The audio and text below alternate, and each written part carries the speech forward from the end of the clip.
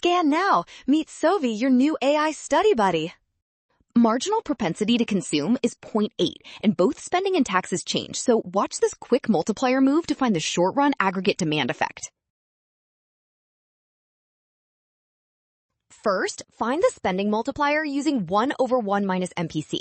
Since MPC is 0.8, that becomes 1 over 0.2, which equals 5, and that drives every demand change here.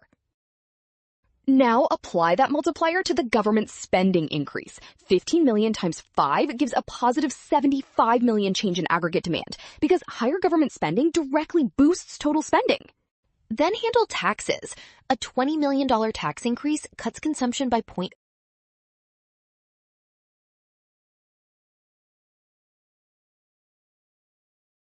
Well done! Option A, scan now, watch signs, and avoid rush. Trust given numbers and check steps, because 75 minus 80 equals negative 5 million.